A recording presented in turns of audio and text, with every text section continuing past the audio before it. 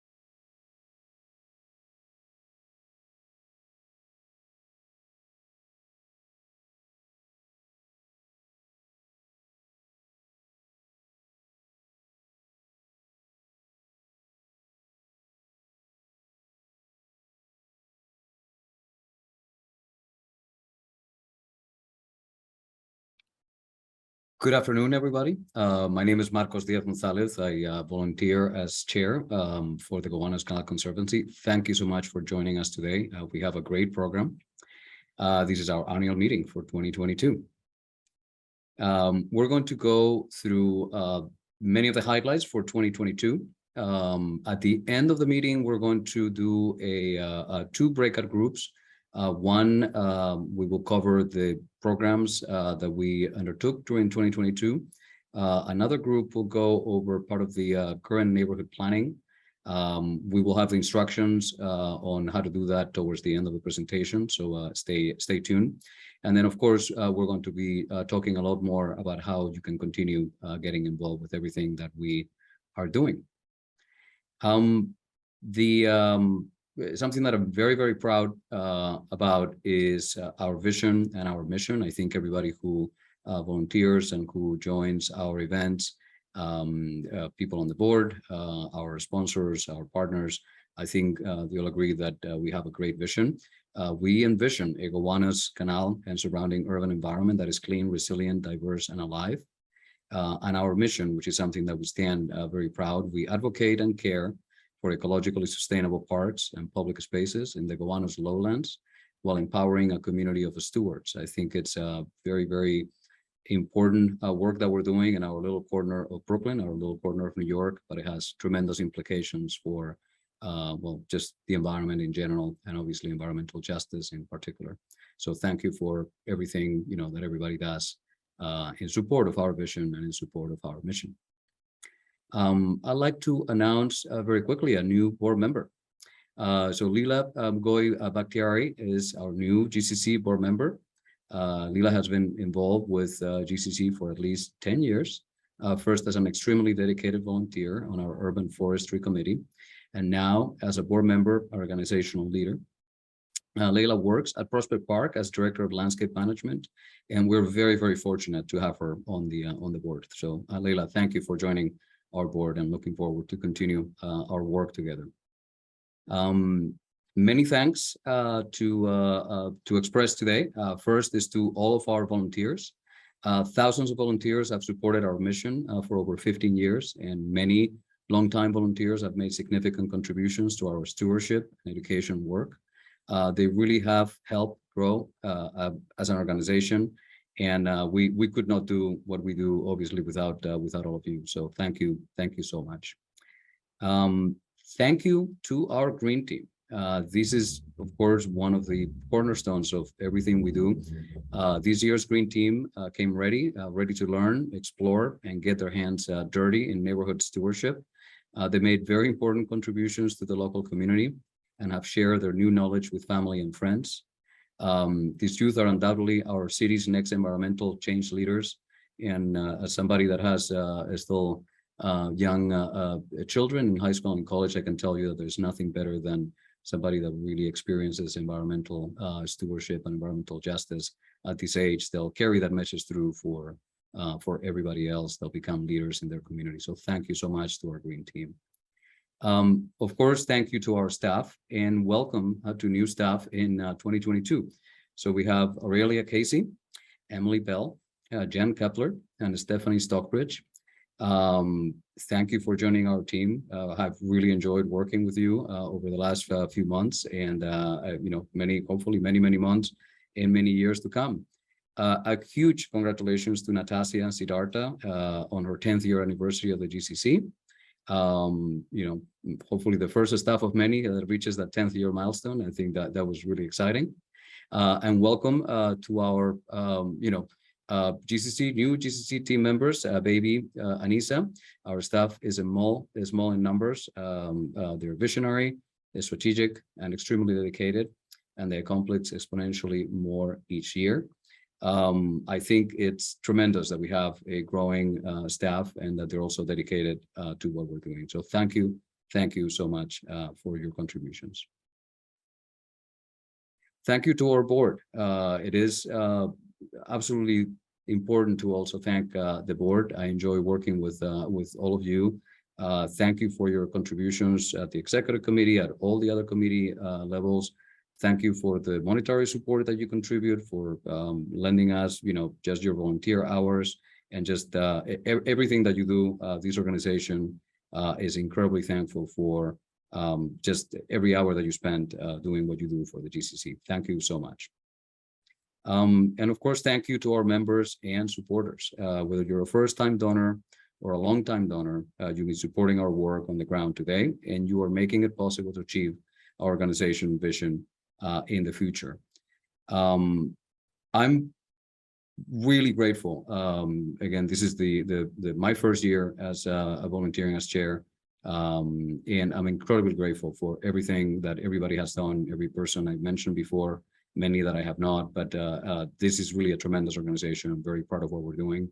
And of course, I'm now turning the microphone over to Andrea Parker, our executive director, who will take us through the highlights of next year. Andrea, all yours.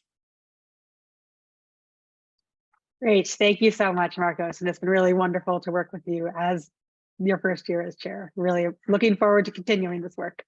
It's so good to see all of you tonight. Thank you so much for coming and joining at another Zoom meeting.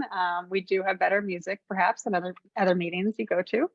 2022 was a really incredible and monumental year, and I'm really excited to share some of the highlights with you tonight. So as many of you know, one of the most consequential things that happened to us this year, or that we did this year, was our move off of our long-term stewardship home on the salt lot to make way for the construction of a combined sewage retention tank, which is a key part of the Superfund cleanup.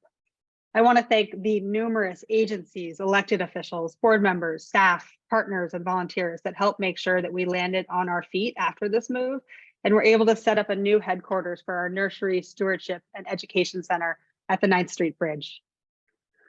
We did the actual move in the middle of an intensely gross winter storm, so extra special thanks to all the volunteers and partners who braved the intense weather with smiles and camaraderie.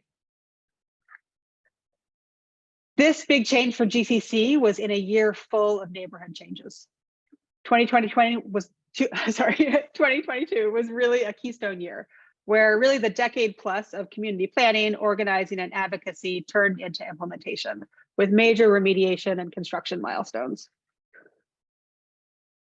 Over the next year, the Superfund remediation team is set to finalize the cleanup of historic contamination north of the 3rd Street Bridge. The work will then, of course, continue south to rebuild bulkheads and start dredging on phases 2 and 3. But this is a major milestone on one of the most complex Superfund sites in the country. So major kudos to EPA and the whole remediation team. Another critical component of the remedy is the CSO tanks, which will hold combined sewage during rainstorms, greatly reducing the amount of sewer overflow into the canal itself.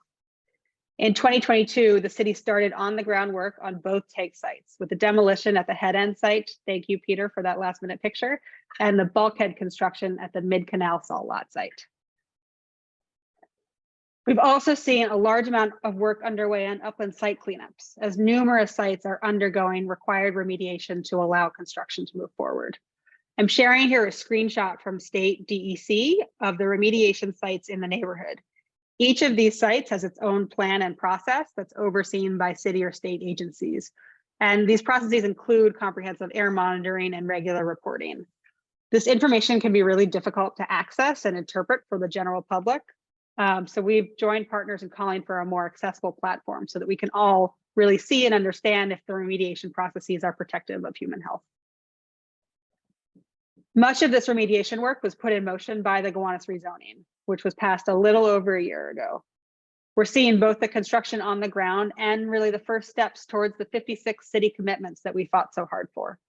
One key commitment, the Oversight Task Force, is going to be a groundbreaking model for how a community can hold the city accountable for promises made. There was just the application for the first cohort of the task force just closed, and we expect the task force to be in place by early 2023 to host the first real report back from the city detailing their work to meet these 56 commitments. All of these processes of change are supporting an emerging network of parks and public spaces centered on the canal. And there's been a ton of movement on this front over the past year as well. Multiple waterfront sites are moving through the city's waterfront design and certification process, governed by the Gowanus Waterfront Access Plan that, again, we fought hard for through the rezoning. The city has been actively gathering community feedback on the salt lot, which is one of the major open spaces committed to under the rezoning. And GCC has also been leading an improvement district formation process to support long-term management and programming of the emerging public realm in Gowanus. We're going to discuss all of these points in a lot more detail in the neighborhood planning breakout room. And you'll also be hearing a lot more from us over the coming months as we launch the public outreach process for the improvement district this spring. I'm now going to give a quick snapshot of highlights from our 2022 programs. So this year, over 1,000 K-12 students took part in our education programs. It was really exciting to return back to the field, to in-person field trips. And we also welcomed our new education program manager, Jen Kepler, to take the helm of these programs. Students included 813 middle and high school students who took part in community science field trips in water quality and mussel habitat.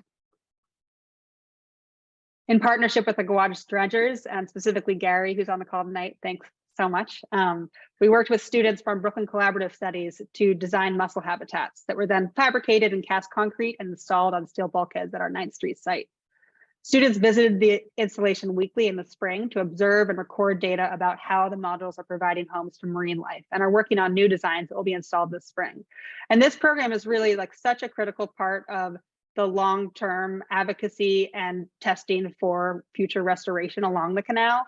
And we're really glad to have great partners in the Gowanus Dredgers and Brooklyn Community Collaborative Studies on this project. An additional 300 students took part in our Gowanus Blue Schools program. This was our final year of a 5-year partnership with 3 watershed schools, MS 88, MS 447, and Brooklyn Collaborative Studies. Students created green infrastructure designs for their schools, presented and received feedback from design engineering professionals, and improved their schoolyards with native plants. I particularly want to recognize and thank our partner teachers who sustained their commitment to this program through crazy adaptation between remote and in-person learning over the past couple of years. These teachers really went above and beyond to teach climate education and provide hands-on learning opportunities for the next generation of environmental stewards. I want to share a quote from one of our partner teachers here. Over several years, this program became a part of our core curriculum and planted the seed for years of stewardship, conservation, and greening. So many students developed a deeper connection to their neighborhood and the natural environment within it. And while our multi-year funding for this program is completed, we are looking for sustained support to continue teaching students about green infrastructure in this rapidly growing sector in our city. And thanks, Emily, for putting that in. Again, all of this work is really supported by donations from folks like you. So thank you so much for being part of this. I'm going to transition now to our community stewardship programs. In 2022, we engaged 501 volunteers in over 1,000 hours of open space stewardship throughout the neighborhood. This included installing 80 tree guards, these were focused on protecting young trees and industrial corridors, including 2nd Avenue, 6th Street, Bond, Baltic, and Butler Streets. Tree Network ambassadors also continued to care for trees on 15 blocks throughout the neighborhood. Through the Lowlands Nursery, we grew and distributed almost 6,000 native plants, and over half of these were planted in the neighborhood or discounted or donated to local parks, schools, community gardens, and other local stewards. And we provided weekly maintenance to 14 right-of-way gardens and planted 569 plants in 30 tree beds on 3 blocks. This year, we welcomed Aurelia Casey as our senior program manager to lead the Gowanus Green Team, our youth apprenticeship program. Our 2022 youth cohort included 8 first-year apprentices and 3 senior apprentices. They had a really exciting summer learning horticulture skills in our nursery, rain garden, street trees, alongside public housing volunteer gardeners, and also along with other youth in parks and public spaces across the city. And it's been really amazing to build partnerships with other youth programs. From the High Line to Prospect Park. We're building an alumni network to support apprentices after they graduate from the program as well. And we'll be starting recruitment for an expanded 2023 program. Applications open this January. So that was a quick look through our overall highlights. And we're really excited to talk about them in more depth in 2 breakout rooms. So the first breakout room is about our program. So really thinking through our community stewardship, education, and youth programs, and learning more about who we're working with in the local community. And then our second breakout is about neighborhood planning. So learning more about our landscape planning and management work, including maintenance, waterfront design, capital projects, and the Gowanus Improvement District. I'm really happy to say though that before we go into those breakout rooms, I think another thing that we've been really so blessed with in this past year is 2 incredible new council members that have been so supportive in stepping up to the plate and digging into the deep issues here in Gowanus. So I'd love to turn it over first to Councilmember Hanif for a few words. Thanks so much for coming.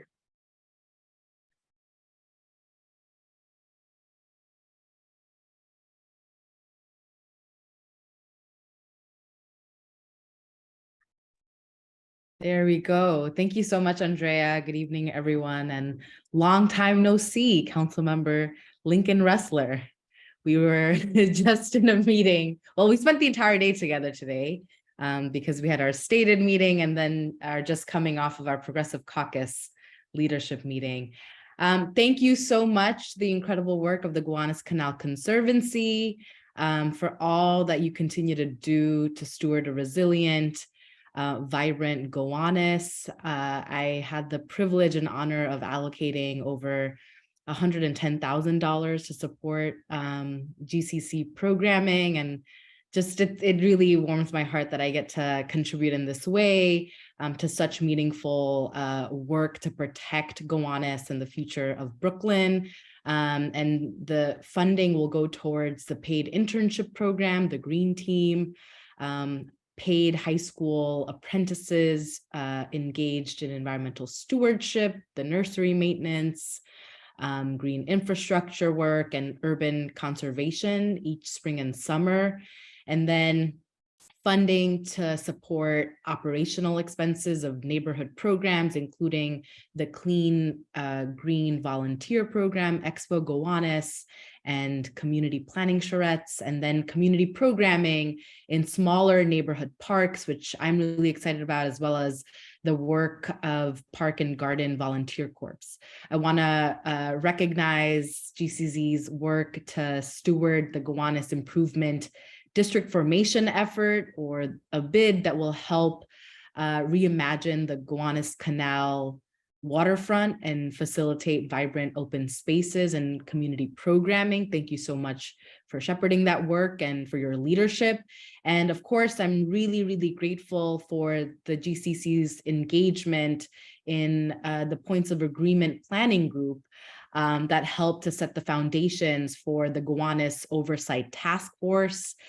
We've now selected a task force facilitator, James Lima Planning and Development, and we're in the process of selecting the initial membership group for the Gowanus Oversight Task Force this coming week. And so we're really looking forward to the work of the task force to serve as an accountability body to the city and ensure that the city is held accountable to the commitments they made as part of the Gowanus rezoning. And we know just how critical it is to ensure climate resiliency is at the forefront of that work.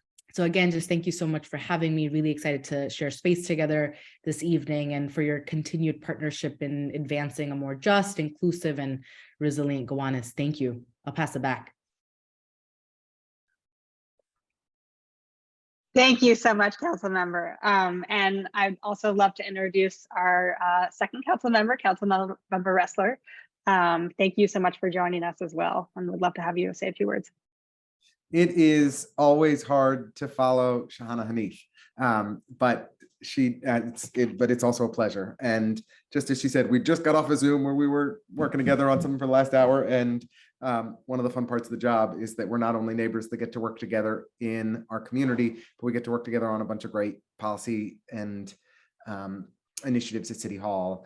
I am thrilled to join you all for your annual meeting, and I want to thank everybody at the Gowanus Canal Conservancy for the great work that you do. We are honored to support your work in our office. And one of my favorite days this summer was being out with the Gowanus Canal Conservancy Green Team at Gowanus houses, where we were doing cleanups together and plantings together and really beautifying Gowanus houses. And I really deeply admire the work that you do, expanding our green infrastructure, maintaining our green infrastructure. I love the nursery, even though it's in Shahana's district, and getting to visit whenever she lets me. You guys are just a tremendous partner in our community. You do so much to advance the values that I hold. I will say, though, the thing that I am most excited about is the new innovative Parks Business Improvement District model. And I just think this is a phenomenal way for us to smartly and creatively not just maintain new public spaces along the Gowanus Canal, but also support our small businesses in our community. And to do both at once is a model that I've heard talked about for years, but it's Gowanus Canal Conservancy that's actually making it happen. And I am just totally inspired by that work. I think it will create a long-term sustainable funding stream for us to ensure that as there's more development happening around the canal, that there is high quality public space that is going to be accessible to all and well-maintained. And that we're thinking about the ecology of our community. And so, and how to really support it and cultivate it in all of the right ways. And that's what GCC's involvement and leadership represents. So, thanks for having me. Thank you for allowing me to be such a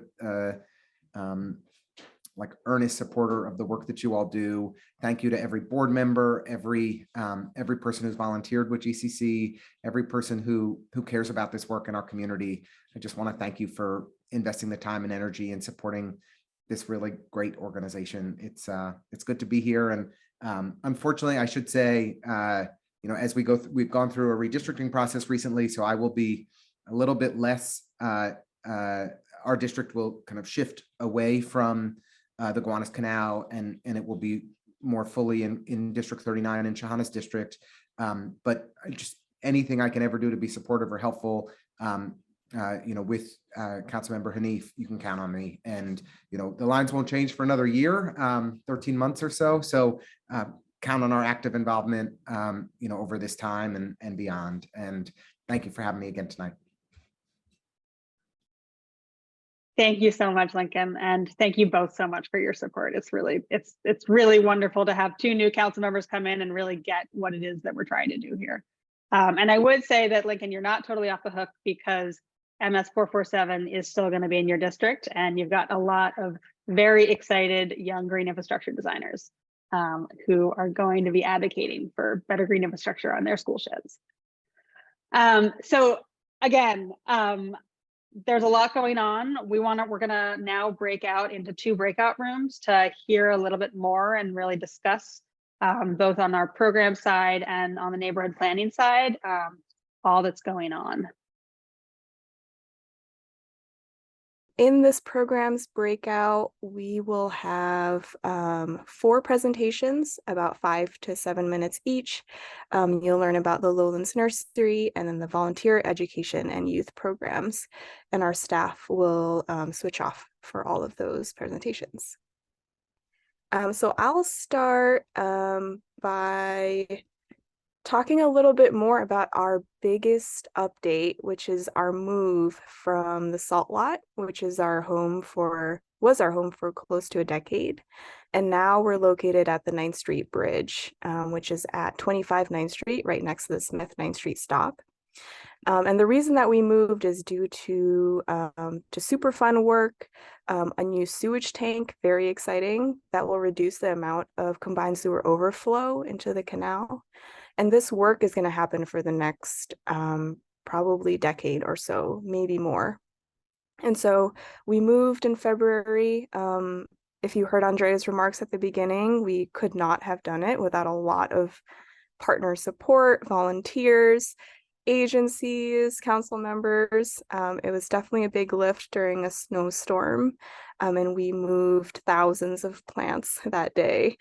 in addition to a lot of the infrastructure. Next slide. So you can see at our new site at the Smith 9th Street Station, we're next to the canal still. We have our rainwater harvesting structure up, all of our plants, and this is the location of our new Lowlands nursery. And throughout these, the presentations, you'll hear a lot about our programming, which will be constant for the next decade while we're on the site. So I'll hand it off to Joanne, who will start to, will kick us off with the Lowlands Nursery.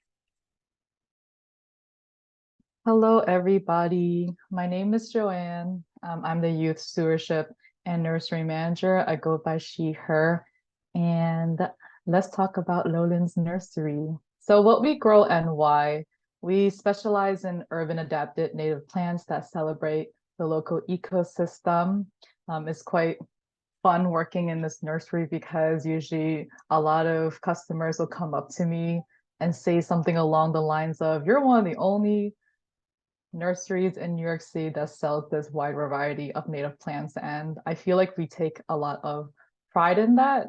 And there's reasons we focus on native plants. They are critical in restoring native ecosystems and providing habitat for pollinators and other wildlife. They're more sustainable in this climate because they don't need, wait, can you go back, please? Back. Yes. They don't need a lot of chemical fertilizer, and they adapt quite well to the climate as well. And one of the things that we did do, actually we did today, was did a lot of seed sowing. And we do focus a lot on seeds that we get from Greenbelt Native Nursery located in Staten Island. And one of the reasons we do that is because, you know, seeds that are grown here and germinate here have a better chance of adapting better to the climate. And we also grow plants that can survive tough urban conditions, such as heavy rainstorms, flooding, the drought that we saw this past summer. I mean, our plants we had to water, but the ones that were quite established in the landscape was doing quite well. And that was very interesting to look at. Next slide. And so who supports the nursery? We have a lot of people supporting us, like everybody from volunteers to students and our Green Team youth. We also hold corporate events, and they all support us doing every type of thing from like maintenance to like cleanups and pruning, fixing tools and potting up. They mainly pot up plants and they work a lot with plants, but they help us a lot with that.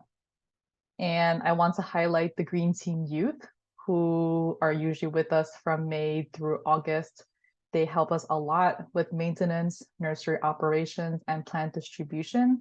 We have usually returning senior apprentices who did like a year or two with the program, and they help us out with plant sales as well. Next, please. Here's a nice picture of them doing a cute little mural at our new site that is part of helping. Next picture, please. And where do the plants go? They go to a vast variety of places, really, mainly community gardens, public green spaces and parks, school gardens, street tree pits. And also we hold open plant sale hours. So we do have a lot of people who come through and want to buy plants for like their front yard or their stoop or their backyards. We do have a goal of hopefully a third of our distributed plants are to be discounted or donated. We offer a lot of different discounts to schools, community gardens, and block associations to get 35% off, and also members get 15% off, and large nonprofits get 12.5% off. And people usually get quite excited when they hear about this because they're like, "Oh my God, accessible native plants." I'm like, "Yep, that's what we try to do, right?" But of course, considering the neighborhood that we work in, we do want a lot of our plants to be distributed also along the watershed area, which includes like tree pits, rain gardens, and community gardens. Next, please. And something new this year was that, so I joined GCC back in 2019, and I think plant sales were kind of just like a floating thing, a cute thing that happened every now and then. And ever since then, it just kind of amped up in terms of like selling to the public and having open plant sale hours. And because of our current location, which is really highly visible, we decide to hold every week a plant sale on Thursday and Saturday from 10 to 2 to test it out. And we've had a huge increase in foot and vehicle traffic, as anyone who knows that area can imagine. So that was very cool. Here's some pictures of some people buying plants. Next slide, please. Here is an image of our good friend Marissa, who bought from Pioneer Works, who bought a bunch of plants from us. All those plants in their car right there is going into street tree pits in Red Hook area. So we partner with a lot of people too, you know. If I think people appreciate us as a good resource for these types of plants and whatnot. Next, please. And the last thing I'm going to mention is kind of our discussion around the future of Lowlands Nursery. This is always up for discussion, right? Like as we grow, we think about how it is that we want to grow and what direction that we want to grow in. And we do want to do more contract growing. One example is we're currently in talks with Brooklyn Botanical Garden. They want to have a big distribution event in the May of 2023, and we're currently in talks with them to do like a contract goal to be like, okay, here's a bunch of plants that we can sell to you guys to distribute to community gardeners. But also at the same time, we want to think about how can we meet the needs of customers and growing our business, but also staying mission driven, because we are also a location for education, local stewardship. I think balancing those two things can be kind of difficult at times because you deal with a lot of customer service more than we did in the past. And we had to really think about, oh, okay, so is this something that we want to develop further, or do we want to scale back on it? You know, just things like that too. Next slide, please.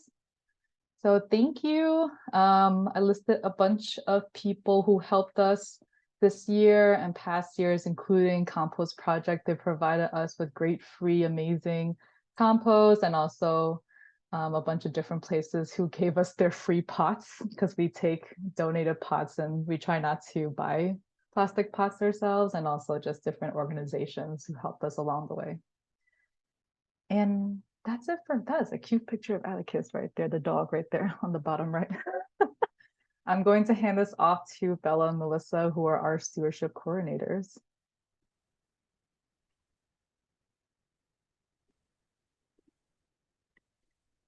Hi, everybody. I'm Bella Radcanagro. And my name is Melissa Shaman. And we're the stewardship coordinators at GCC, and we're going to be talking about our volunteer programming here. I'm just waiting for the slide.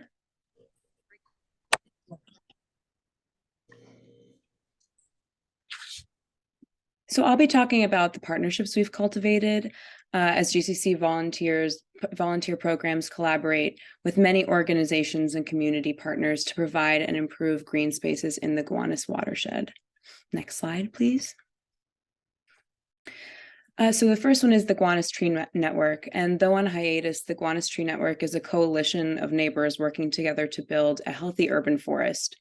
At GCC, we empower stewards to care for 130 trees in the Brooklyn neighborhood of Gowanus, and tree ambassadors enroll in free Trees New York citizen pruner course provided by GCC. They organize tree stewardship with their neighbors and enter the Greenest Block in Brooklyn contest. We currently work with 16 blocks across the Gowanus tree management area with 33 tree ambassadors, have expanded 33 tree beds, and installed over 75 tree guards since 2018. And we've worked with many of these members throughout the season, including at our City of Forest Day event, our Green Space on 4th event, and our daffodil bulb planting event at the Gowanus houses. Next slide.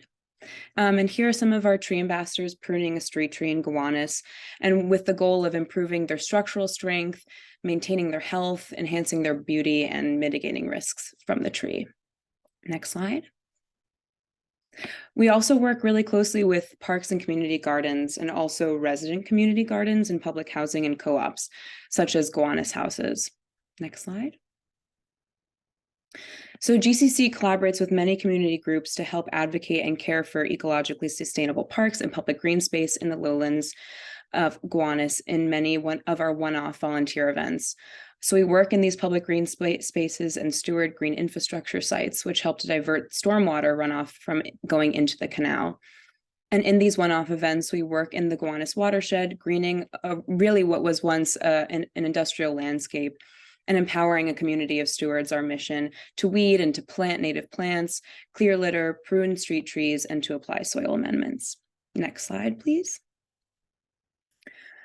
So here are some example of one-off events, volunteer events we've held in collaboration with community partners this season. So the photo on the left is from our Green Space on 4th event. There are beds full of native perennials that flower from spring to fall, and a community composting program there. We weeded, pruned trees, and pulled invasives, and we really completely transformed this space at Green Space on 4th. It was really amazing. And on the right, the picture on the right is from our NYC Nature Conservancy and Forest for All, NYC's first annual City of Forest Day, where we stewarded over 30 trees in the Gowanus watershed, cultivated the soil, cleared litter, weeded, and applied compost in the street tree beds. Next slide, please. And then this is from our NYCHA Gowanus House's Daffodil Bulb Planting Day, thanks to Meredith Davis, who is one of our Tree Network ambassadors, who donated over 200 daffodil bulbs. GCC was able to host a volunteer event at Gowanus Houses, planting daffodil bulbs in its many community gardens. We worked alongside volunteers and community members and GCC's green team. And we'll actually have many other one-off volunteer opportunities, usually on Saturdays, coming in the winter and the spring, and we'd love to see you there. Next slide. Hi, everyone. So now I'll tell you a bit more about public volunteering with GCC. Our public volunteering program is how we engage the broader community on urban environmental stewardship and the unique needs of Gowanus. Next slide, please. So this is the main way for individuals to get involved who are not already with our partnerships that Bella mentioned. And it's as simple as signing up online for a nursery shift or an urban forestry shift. Next slide. So as Joanne mentioned, the Lowlands Nursery is home to all our native plants, and this location really serves as the headquarters of our public volunteering program. We hold weekly volunteer hours during the fall and spring seasons for anyone who is interested. And after a short presentation from Bella and I about the history of the Gowanus Canal and its environment, we all mix soil, sow seeds, and of course, pot up and propagate plants.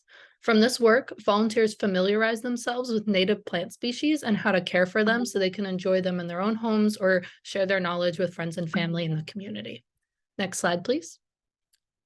So the other half of our public volunteering program is the urban forestry section.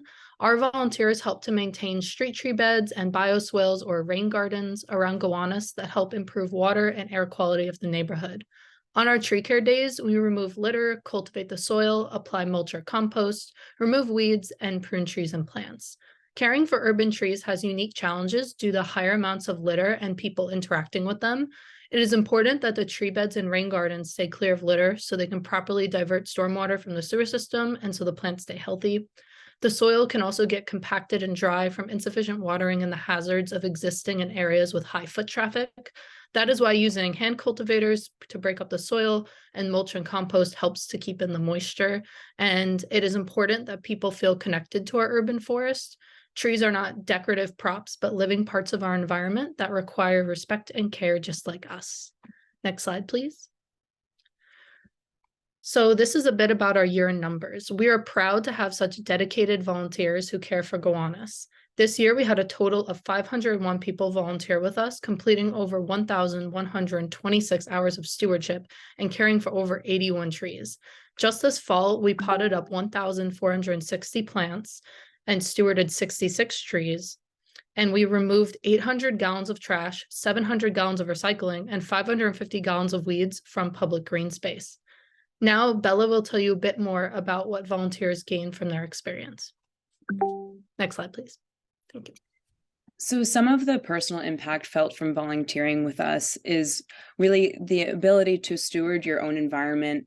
You build strong sense of community, education about the Gowanus watershed, plant ID, and on conservation at the community level, and improvement of mental health. I mean, nature really is such a nurturer. I remember one time after a volunteer event, it was this person's first time volunteering with us and made it a point to come up to me and Mel and say, I don't think I can remember a time my mental health has felt this good. Just having your hands in the soil with the plants, and with Atticus, if you're lucky, our dog, our staff dog. It's a really wonderful and lovely time. So yeah, there you go. Next slide. Oh, thank you. So we want to give a special thank you again to all our volunteers. None of this would be possible without them. And a special thank you to our recurring volunteers listed on the slide who dedicate so much of their time and effort to helping us. And now I'll pass the baton over to Jen, who will tell you about our education programming.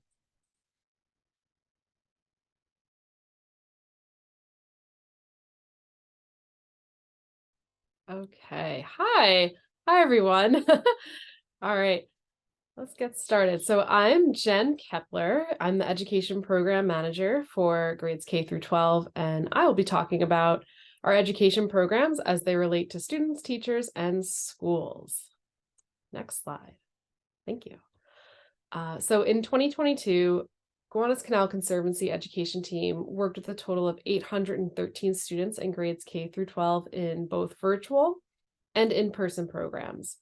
Some important things to note that 83% of these students attended schools within the Gowanus Canal watershed and or in environmental justice areas. And 94% of schools that we served were New York City public or charter schools. And for us, there are 4 ways for schools to be involved in education programming. These include field trips, curriculum partnership, teacher workshops, and Gowanus Canal Conservancy curriculum. And I'll be highlighting each in more detail in the next couple slides. So first, we'll take a look at field trips.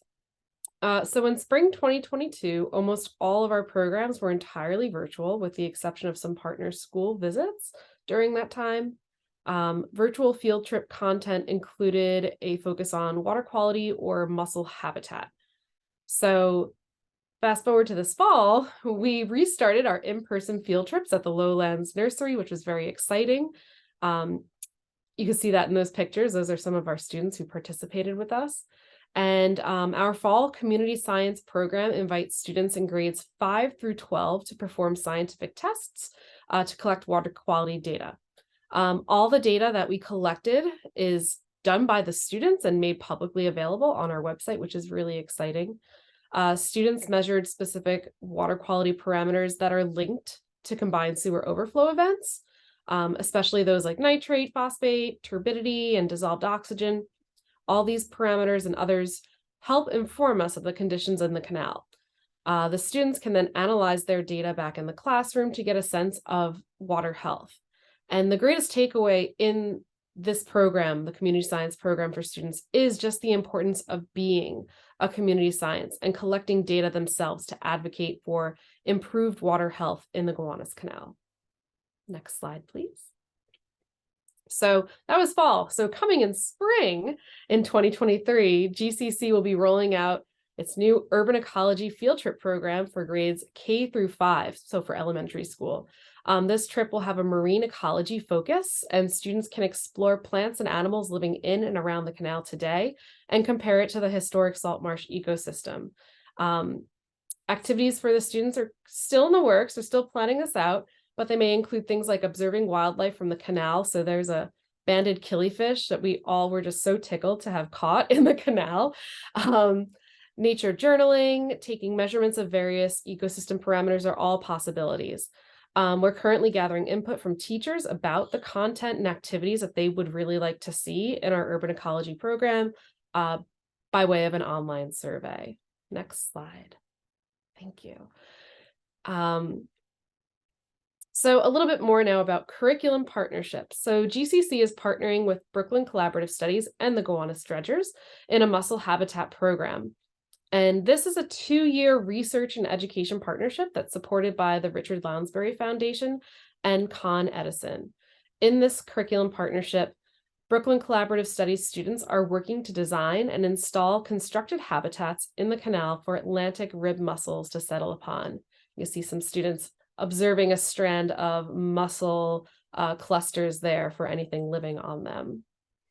So in the next slide, we'll talk, there we go. So surveys within the canal have found that these mussels are living upon the wooden bulkhead.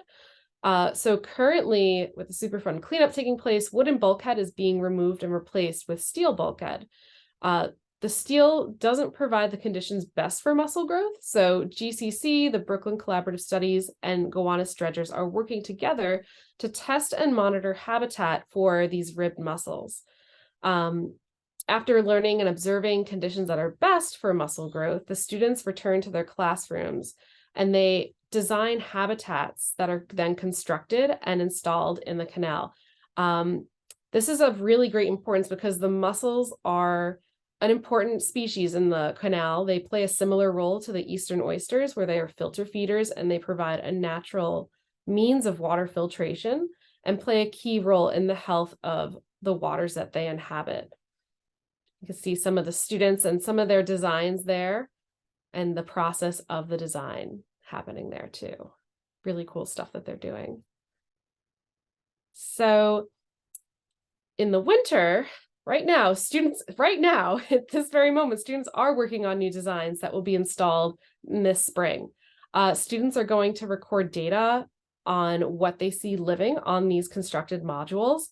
And the Gowanus dredgers fabricate the student designs in cast concrete structures, which are either installed directly onto the steel bulkhead, which is what you're seeing in this picture right here, or they are hung from ropes anchored in the nursery, which is nice because then we can pull them up to observe constantly, like the things that might be living on them. Last spring, the students, they were able to observe featherworms, barnacles, tunicates, small crabs, and fish living on these habitats. So this spring, student designs and results will all be displayed in an exhibit in our office storefront on 3rd Street, and we sure hope that you'll come by to see it. So teacher workshops, this is another way that we are able to be in touch and interact with schools and students and teachers. The GCC had a wonderful opportunity this fall to connect with a school in the Gowanus watershed. We had 4th grade teachers from the Brooklyn New School visit the Lowlands Nursery for a professional development workshop.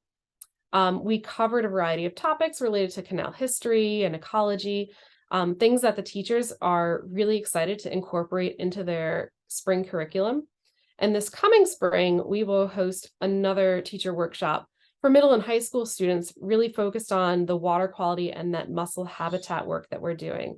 And kudos to these teachers because their PD day was a pretty cold one. They were really awesome and doing just really great stuff with us out there that day. Next slide. And lastly, GCC proudly provides place-based curriculum for any teacher. It's free and accessible from our website. These curriculum resources include STEM Gowanus, which has an urban ecology focus, and Gowanus Blue Schools, which has a green infrastructure design focus. Over the past 5 years, over 1,300 students have designed and presented green infrastructure proposals for their school campuses. GCC is committed to supporting green infrastructure education in our local watershed schools. All teachers who book programming with us are provided these curriculum and other resources that they can use pre and post visit. And just thank you to so many people. Especially we had 3 wonderful interns help us this fall, Lauren, Eva, and Quinn.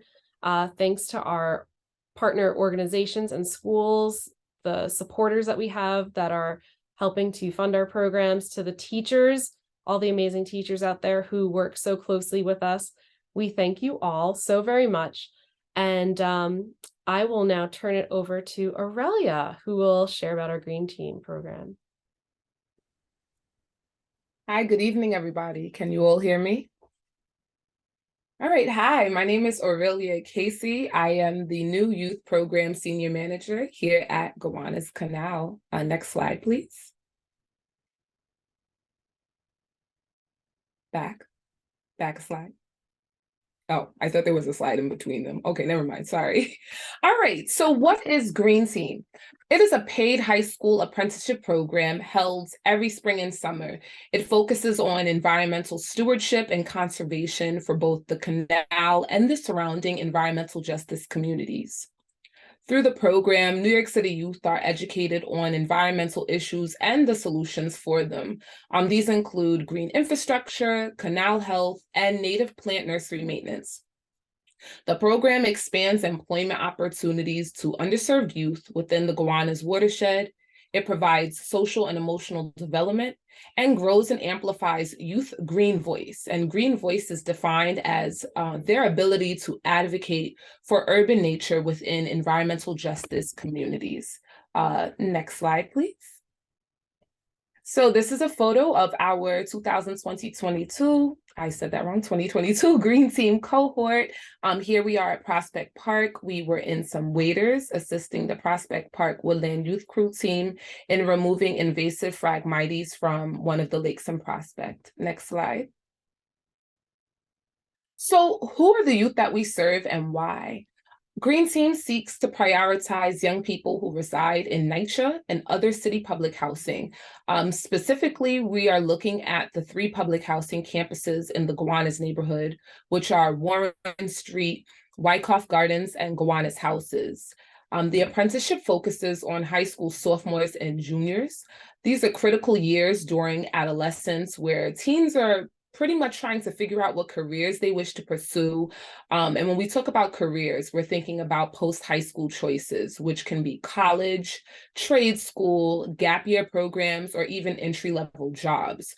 So here at Green Team, we wish to be a pathway of diversity for the environmental sector. Our apprentices learn key skills that can prepare them for a career in green jobs. So these are some of our great young people from this summer. Next slide, please. Participant engagement. So in 2017, Green Team commenced and we hired 6 young people. And you see here in the top photo, this past summer, we hired 11 young people. Since 2017, that has been a total of 37 youth who are hired and have been impacted by the Green Team program. This past summer, we led a team of 11 youth, as I mentioned. 8 of them were first-year apprentices, meaning this was their first year joining the program. And we also hired back 3 senior apprentices, and our senior apprentices are alumni of the Green Team program. At the end of the summer, we had a retention rate of 89% for our first-year apprentices, and 100% of our senior apprentices stayed, and all 3 are currently in college pursuing either STEM or humanities as a major. Next slide, please. As mentioned before, we do have senior apprentices in Green Team. This is an opportunity for the alumni who are usually high school seniors and older, and they can advance to this leadership position. They work closely with myself and Joanne, our nursery manager. They are learning to master urban gardening and leadership skills, public speaking, lesson planning, and conducting nursery plant sales. This is a great opportunity for our youth who participate. They're going to gain some workforce skills that are applicable to their academic careers as well. So here's a photo of Alasia, Madison, and Kelly, who were our senior apprentices in 2022. Next slide, please. So Green Team is built on 4 core program components. We have horticulture, work exchange, field trips, and workshops. So I'm going to start off with horticulture first. The apprentices are exposed to all native plant nursery operations, thanks to Joanne. Our youth this summer planted roughly about 800 plant seedlings. This also included labeling the mature plants, learning how to properly mix soil, watering plants, and even answering nursery customers' questions. Our young people also painted murals on wooden planters, and they got a taste of garden design. They researched the best plant selections that thrive together in a raised bed. They planted them and maintained it throughout the program. And if you visit our nursery, it is continuing to grow and thrive. Apprentices also worked with our lead gardener, providing bioswale maintenance in our 6th Street Green Corridor. They also received gardening training from the stewardship team in order to maintain garden beds within the Gowanus houses. And they worked closely with Gowanus residents, Miss Teresa, Miss Mack, and Granny Flo in those gardens. Finally, youth earned their Citizen Pruner certification from Trees, New York, after successfully completing the course and learning how to identify and preserve New York City street trees. We also did work exchange days with Prospect Park's Woodland Youth Crew and Trees, New York's youth crew. The youth visited us at our nursery, which gave our teens the opportunity to lead and teach them nursery tasks. Green Team also enjoyed their visits to other green spaces to learn about conservation efforts there through hands-on experiences, including dressing in waders to remove Phragmites from Prospect Park's lake, as you saw in an earlier photo. And as you see here, this is one of our teens, Ashley. Next slide, please. Another program component are field trips. So first and foremost, we know that COVID was a huge impact, particularly on our youth and their education. It's something that we thought about when creating the curriculum, and I wanted to make field trips an essential part of it. A lot of them expressed, they were learning remotely, so they did not have an opportunity to go out and explore New York City as typical NYC teenagers born and raised like myself were able to do.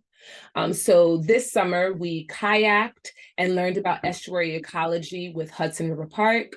We gained knowledge of African American and Indigenous history at African Burial Ground in Lower Manhattan. We visited 2 urban farms, one in Red Hook and one in East New York, to learn more about food justice. We expanded their knowledge on CSOs, which is combined sewage overflow, and our city's water systems at both the Cross River Reservoir, which is upstate New York. So that was a great fun trip for the day. And also at Newtown Creek's wastewater treatment facility. We also explored higher education through a campus and urban sustainability department tour with CUNY's Brooklyn College, which a lot of the young people really enjoyed that one, to see that type of campus here locally in New York City. Our final program component was workshops. We had a BIPOC-centered career panel, which was hosted by Hudson River Park.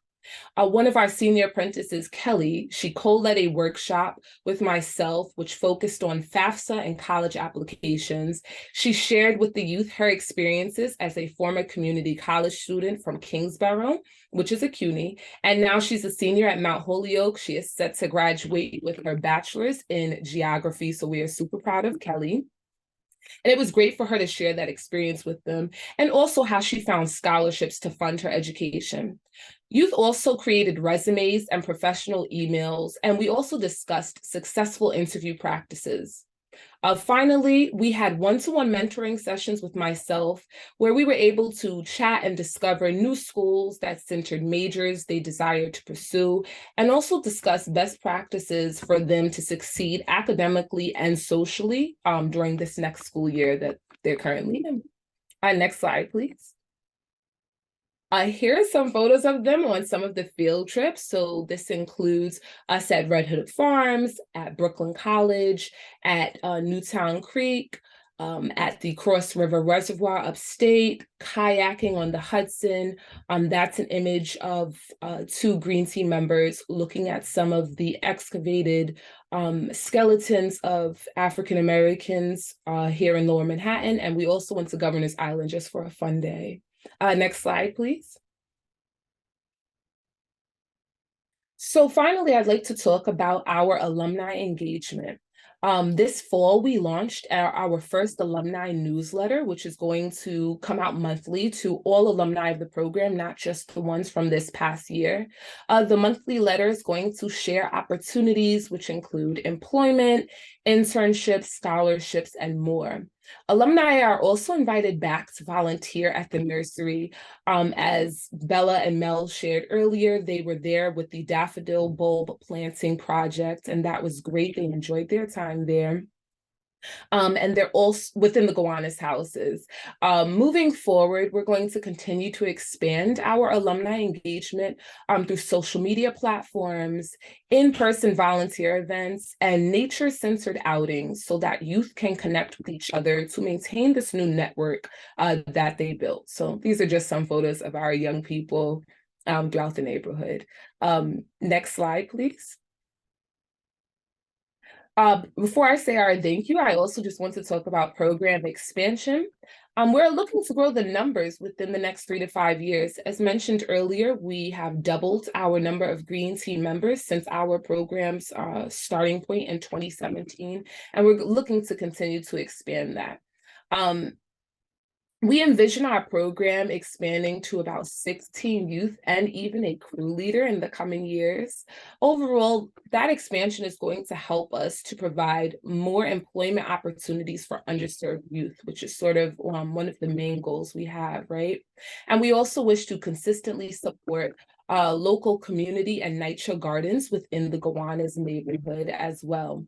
And finally, ultimately, the goal with our young people is to amplify conservation efforts for our canal. So not only are they earning urban ecology knowledge through hands-on experiences, but we're also giving them the opportunity to learn more about environmental justice and conservation work, and reminding them that they don't have to become adults to become change makers, they can do it now. So thank you to all of the organizations, our staff members, volunteers, and our funders who help us with Green Team. Thank you.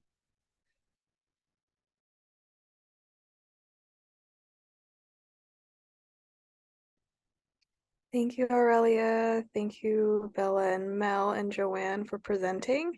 So I believe we have about 5 minutes left in the breakout room before final remarks in the main room. So if you have questions for any of the presenters, please type it in the chat, or you can raise your hand. We're a pretty small group here, so you can unmute and ask your question out loud. So I'll give it a couple of moments and we'll see if there are any questions.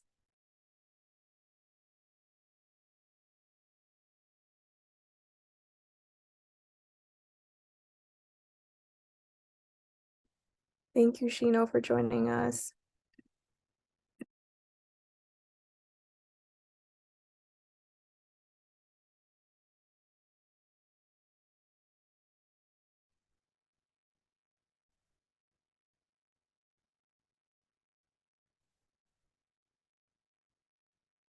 I have a question. What do you think was the best experience that the Green Team had? Just what do you think just was absolutely amazing, right, as part of their experience with us? I would like to say their kayaking experience at Hudson River Park, and we went to Hudson River Park twice actually, once to kayak and the other to do a marine science center day. For a lot of them, well, for all of them, they had never kayaked before. Of course, I asked them, was anybody wary? Did anybody have any reservations? And they looked at me and lied straight to my face and said, no, we're fine. Like, let's do it. And it's time to get on the kayaks. And it's, you know, reality is hitting them that they're getting into this water. And so, of course, they're like, Miss Aurelia, you go first. I said, no, I got to take the pictures.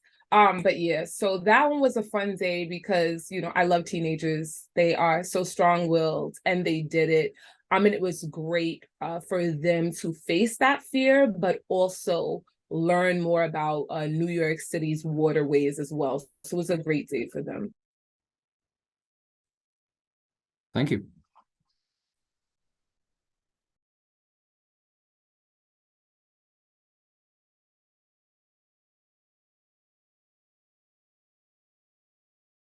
All right, I'll give it one more beat. And I think the other breakout room is going on for a few more minutes.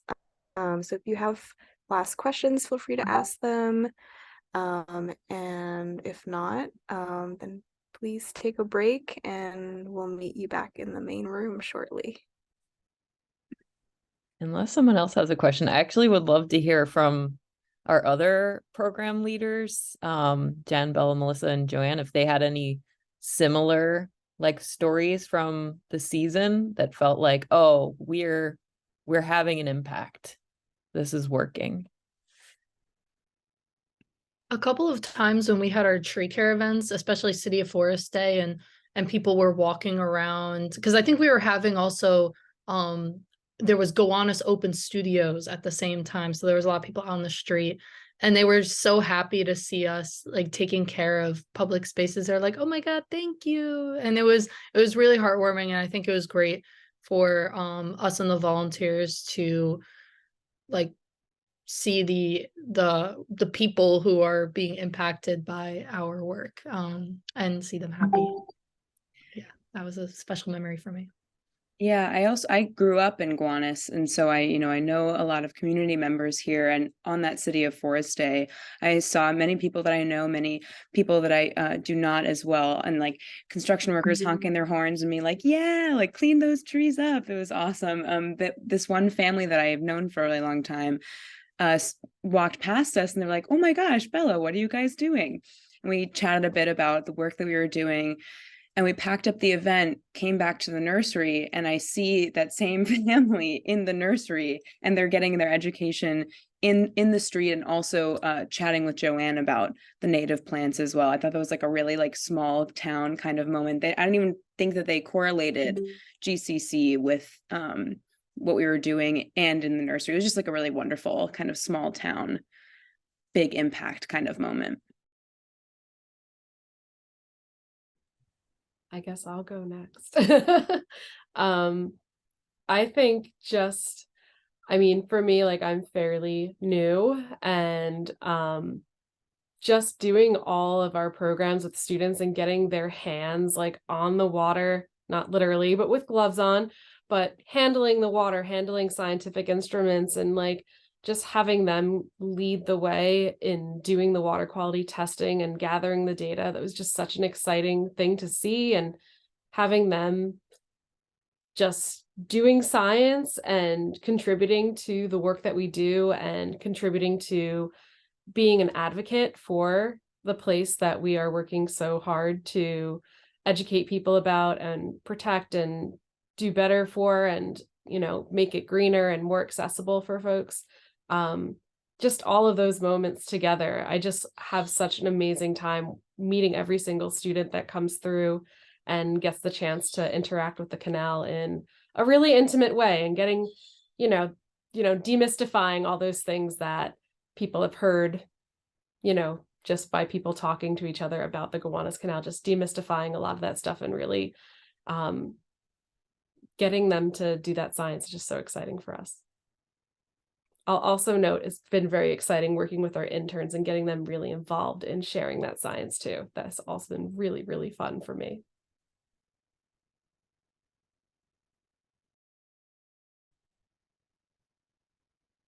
I feel like I have a two-part answer, maybe. Oh, Mira, do you want to say something? That's okay, you can begin. Be next. Okay. This is like my first like official horticulture job, I would say. Like, and I've been here for like 3.5 years already. So, and like part of my job is also like, working with the Green Team youth when they come on site. And it's always very like cute to see them like experience things like a little differently, but like similarly to how I felt when I first started the job. Like everything is new, and like the bugs are moving and the spiders are crawling and like the plants are growing. So it's very nice to see like youth members get really excited about especially like youth of color who grew up in New York City, because I also grew up in New York City. So I feel like a connection to them, and like you get to feel this way too. It's just like this is a feeling that we should all like get to experience growing up. And in addition to that, like this was the 3rd year that Madison was with us, and she has been like a 2-time returning senior apprentice. So getting her to be able to do like the full year and like teach people younger than her, this was very like cute and nice to see. And honestly, it was just like nice to have someone come back for a 3rd year. And now she's a freshman in college. I'm just like, oh man. Like I feel like a mom or something, seeing her grow up and do these things. So I think that's when it's most impactful, because like I sent her like a care package and all. Like it's really nice to be able to have this connection, this long connection with a youth member is really special.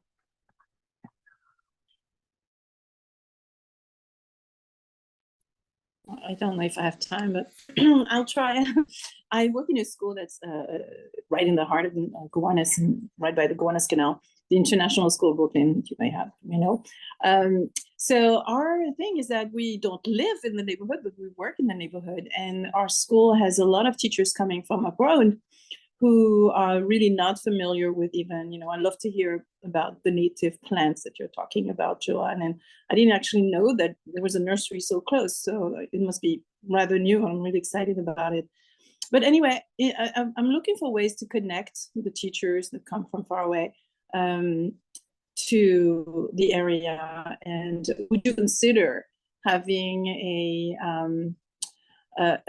volunteer event that would be dedicated to a group of staff, for example? Is that something that would be feasible, or that could be envisioned for just to help people connect with all that this area has to offer? And there's so much in terms of education. And we're a school from nursery through 8th grade only, but I think middle school is great, and even the younger kids, can completely relate. So if the teachers were to be really more connected to that area, to the neighborhood, that would really be, that we really have a big impact for us to contribute. Thank you.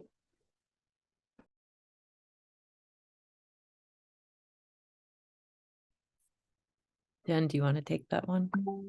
I was gonna say, especially for your middle school teachers, this coming spring, we'll be offering a professional development workshop that will be really honed in on the community science programs that we do in relation to like the water quality and mussel habitat stuff that we have been working on. That'd be a really great opportunity for some of your teachers to come and learn. And we're really aiming to do it on like that professional workshop day that's in June. It's like the Chancellor's Day that they have. So that's one really easy way in, because we do really want local schools to come join us for that are within our watershed. So you should definitely reach out. If you just email education@GowanusCanalConservancy.org, I can help you out further along with that too, and get you those details and make sure that we have all the appropriate contacts. So when that comes around, we get that to you.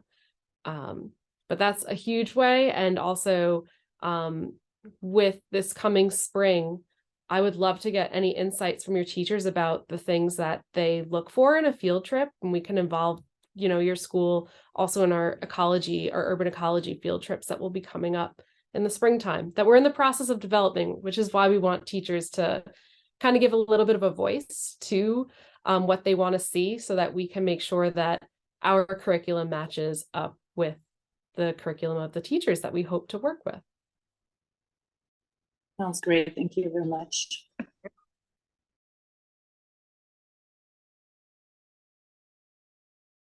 And so just to quickly walk you through the agenda, we're going to have a presentation. We're going to talk through our work on the ground with landscape management, and then our work in advocacy from this year, and looking ahead to the next year. So this will include capital projects, waterfront design work, and work on the Gowanus Improvement District formation effort, followed by a Q&A and a group discussion.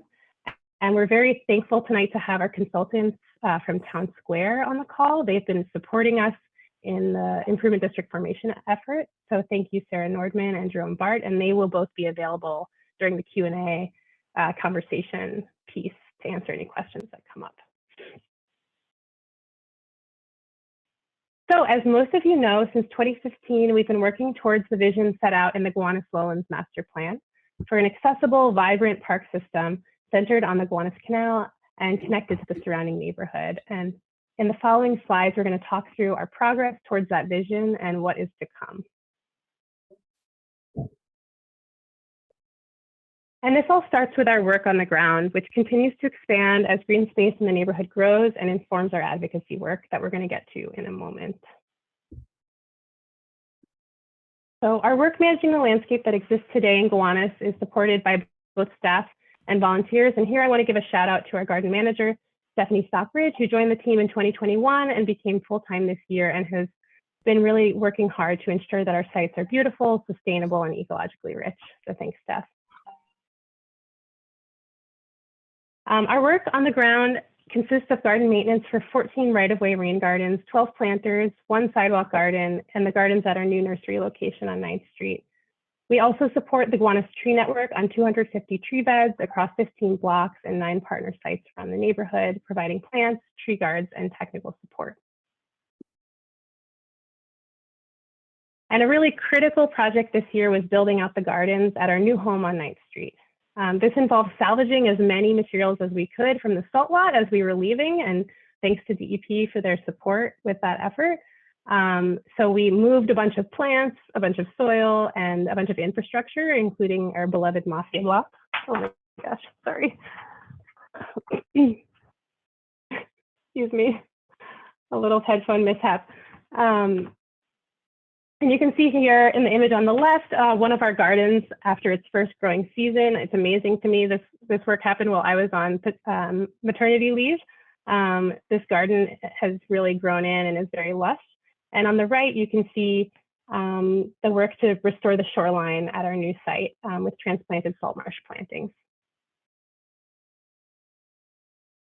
This year, we have also continued testing plant species, the work we've been doing for years and years, really seeing what thrives in the tough conditions of right-of-way rain gardens, including a number of perennials in their second year at Carolyn Bond. If you haven't had a chance to check out that rain garden, do so as it warms up. It's really incredible. We have a thriving shrub ecosystem along the 6th Street Green Corridor, where we've been testing plants since 2014 when those were installed, and really evolving the plant palette to meet the needs of the industrial neighborhood. And also been in the past year and a half cultivating high marsh species at Sponge Park since we began maintenance there, including plants that were planted and those that have found their way there on their own that we continue to cultivate.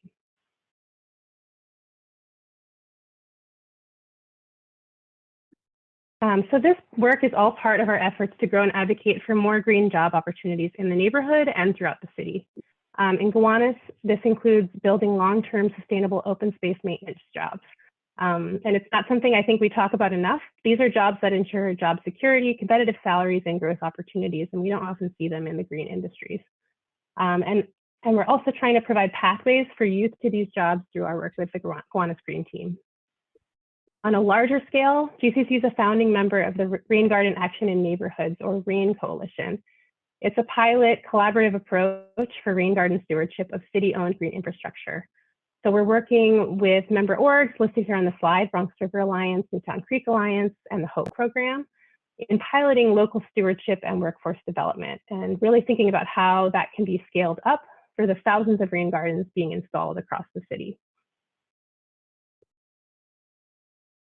So moving into advocacy, sustainable green collar jobs are really front of mind as we grow our organization to meet the needs of a projected 20 acres of new public space that will be built over the next decade. So I'm going to walk through our advocacy for these new public spaces, including the formation of an improvement district to provide long-term maintenance for the public realm in Gowanus. So if last year's advocacy work was about intense planning through 2 ULERP processes, those of you who joined us last year, we talked a lot about that. This year, we really had to shift gears as we think about implementation. So first, we're going to take a look at the capital projects that are in the pipeline. So in the general room, Andrea mentioned all of those 56 commitments that we won through the rezoning. This included a number of commitments to new public spaces. So that we're going to see new public space at our current nursery location near the Smith 9th train station. We call it the Transit Plaza at Smith 9th. This will have an esplanade in the future connecting north to the other esplanades that are being developed. The Gowanus Green Park, just north of that. The Head End Tank Park, where the CSO tank is being built, will have a park on top of that. And very near and dear to our hearts is the other CSO tank going in, which is going to include new public space at the salt lot.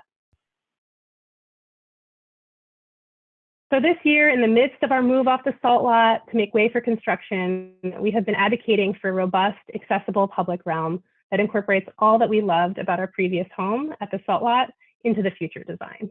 So how are we getting there? And we've been really pleased to see that DEP, the Department of Environmental Protection, and their consultants are incorporating these elements into their conceptual plan after our years of advocacy to them. So here you can see the plan, which includes nursery and composting facilities, outdoor classrooms and gathering spaces, tidal wetlands, demonstration gardens, and other public space.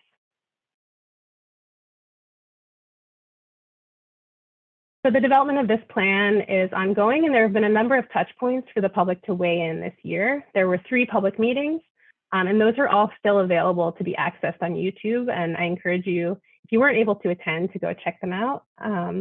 There's also going to be another community meeting coming up this early in the next year. And then at the same time, this site has been going through a number of approvals with the Environmental Protection Agency, the EPA, who's overseeing it, and then with the Public Design Commission. So they've already submitted for 1 PDC approval, and there will be 2 more upcoming. And then for those of you who know, who are on the ground, you know that construction is ongoing and it's already started. So the bulkhead work that really made us leave the salt lot is slated to wrap up this spring, followed by the first construction phase for the tank. And that's going to include a dedicated community liaison, which we'll share the information for once we have it. So switching gears now a little bit, excuse me. A good chunk of the new public space is being built by private property owners along the waterfront. So I'm going to give you a little taste of what that's looking like right now. So Andrea briefly mentioned this. There are currently a number of sites undergoing the waterfront design and certification process with the Department of City Planning. So we've highlighted a number of them on the screen. There might even be more than that, but these are the ones that we know about. So there's a lot happening at the moment. And then there's one site that's currently under construction, and I'm going to talk more about that. That's right next to our nursery site.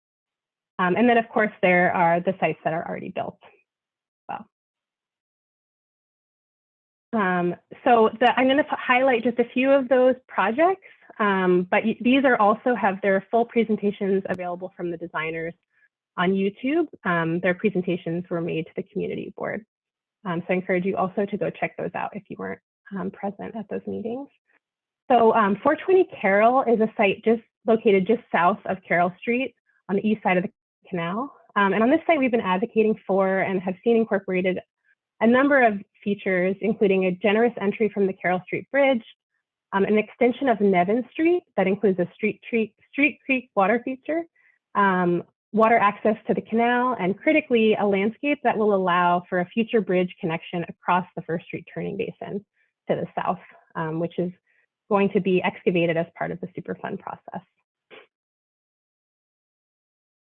At 300 Nevin Street, so just to the north of that, and on the east side of the canal between Union and Carroll Streets, we've recommended connections with the water, generous bridge entries, a welcoming new street end, and playful elements.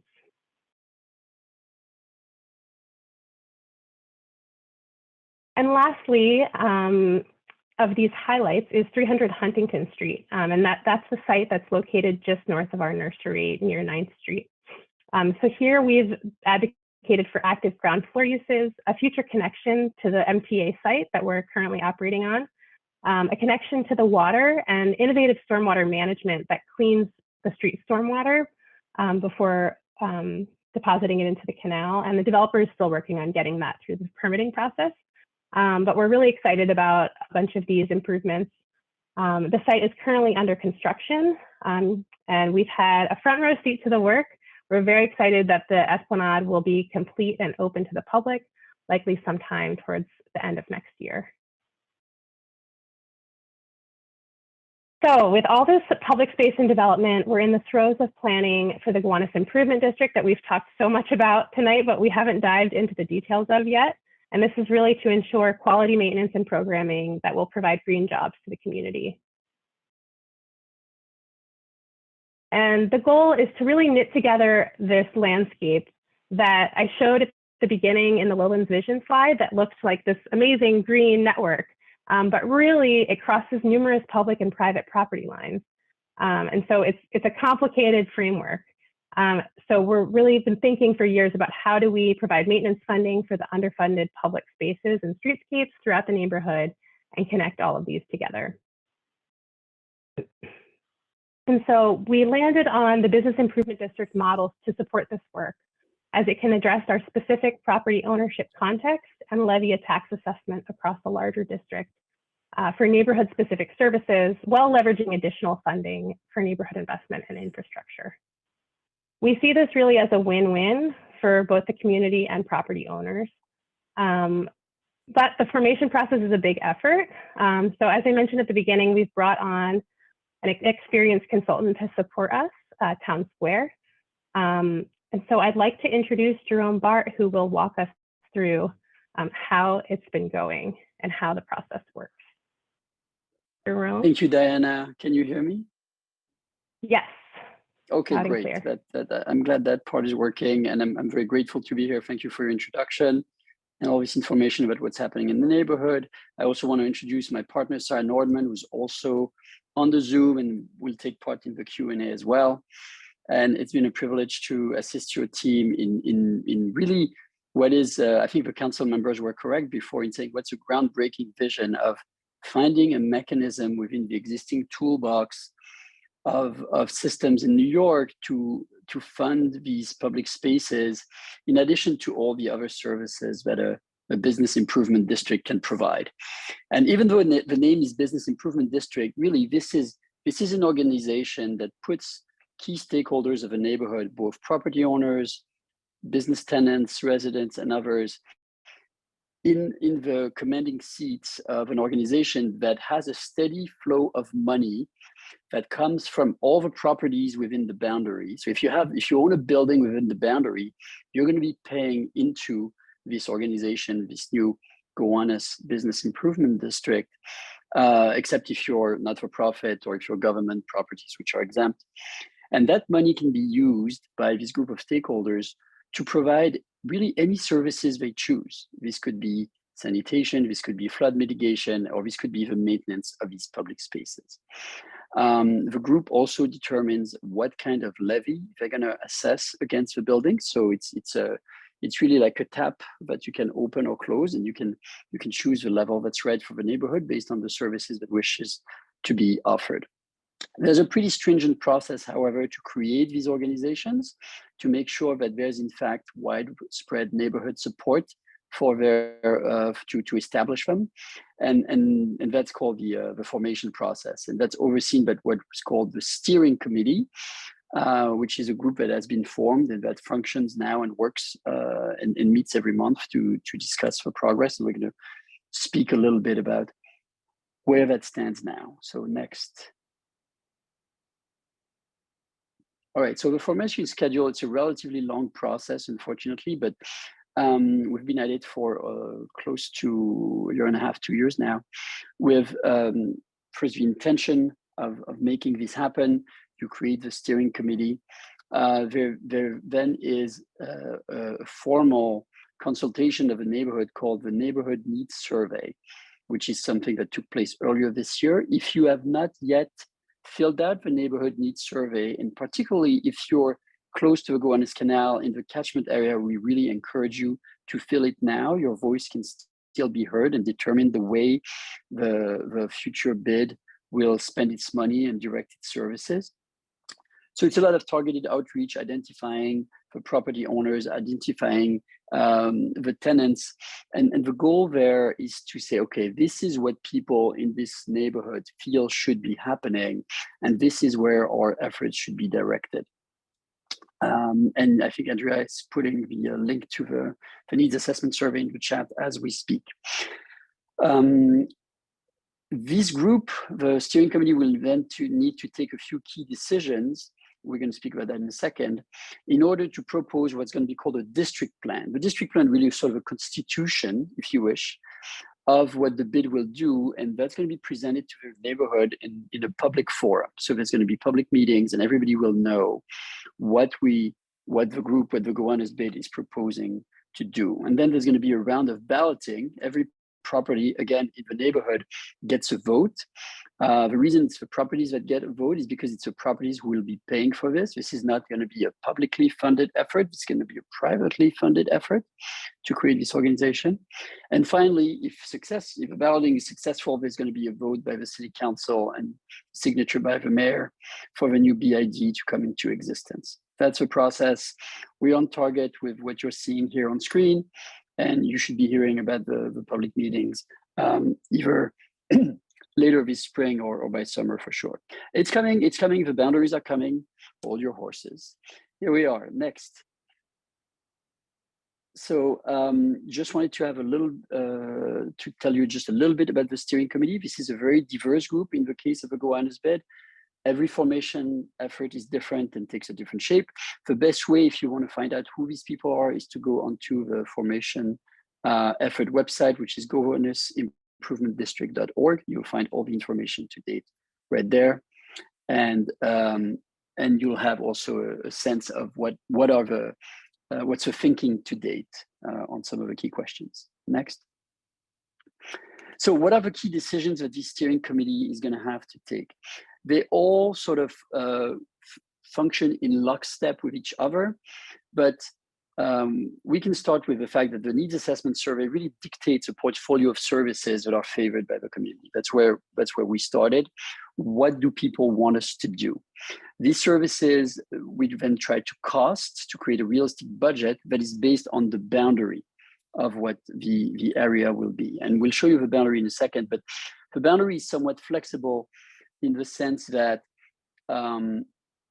during the balloting process, there's a core area and those properties need to vote yes.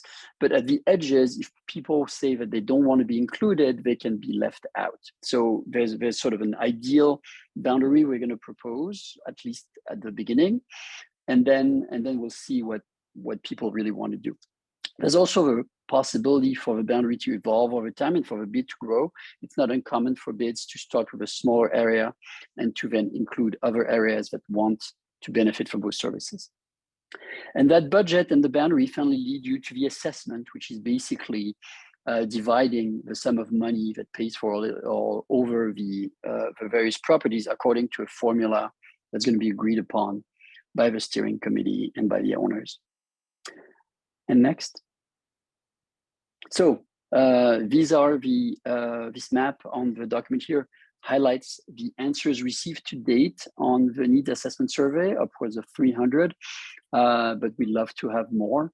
There's been numerous methods by which we reached out to the neighborhood to garner people's opinions, but it's not too late to have your voice heard, as I said.